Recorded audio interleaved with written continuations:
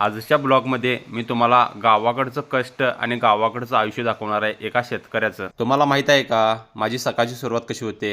सकाळी उठलो की येतोय गोट्यात आणि गाईची धार काढायला बसतोय बघा। त्यानंतर आलो बघा शेतात।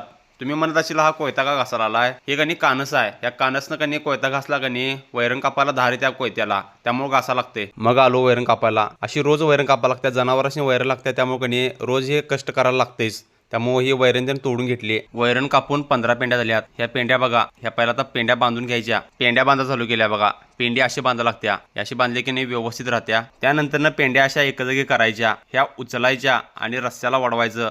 पाऊस चालू आहे त्यामुळे कणी चिखल पण असतोय, त्या चिखलातनं वडवा लागते। एवढं कष्ट असते शेतकऱ्याचं। मग त्यानंतर गाडीवर पेंड्या तिनं भरल्या आणि गाडी तिनं आवळून घेतली, कॅमेरा सेट केला।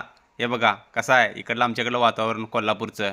त्यानंतर गाडी काढली आणि निघालो थेट घराकडं। घरात आलो, वैरण तिनं सगळी कुट्टी करून घेतली। मग त्यानंतर मशीन घेऊन गेलो बघा साईडच्या गावामध्ये। त्यासनी कणी लावण करायला कणी सरीत किकर मारून पाहिजे होतं, मग त्यांचं किकर त्यांनी मारून दिलो। एका शेतकऱ्याचं आयुष्य खूप खूप म्हणजे खूप कठीण आहे, पण शेतीला तुम्ही दरच देत नाही। आणि जे ऑफिसमध्ये कामं करतात कणी त्यासनी पगार केवढाच्या का असतोय, आणि शेतकऱ्यावाल्यासनी कणी तुम्ही दर देत नाहीसा। मग त्यानंतर इकडं आलो होतो, विहिरीचं वास्तूक होतं। मग तिकडं जेवायला आलो होतो बघा। हे आपले मित्र तिनं बसल्यात, आमच्या माळावरची पोरं आहेत बघा। हे जेवलाव तिनं मस्तपैकी। इथं विहिरीचं वास्तूक होतं, जेवण त्यांनी खतरनाक झालतं। संध्याकाळचे 7 वाजलेले। आलो जिममध्ये वर्कआउट करायला। आलो बघा, वर्कआउट करायला चालू केला। व्हिडिओ कसा वाटला लाईक करा, कमेंट करा, शेअर करा। आणि शेतकऱ्याचं आयुष्य कसं आहे हे तुम्हाला मी दाखवलं।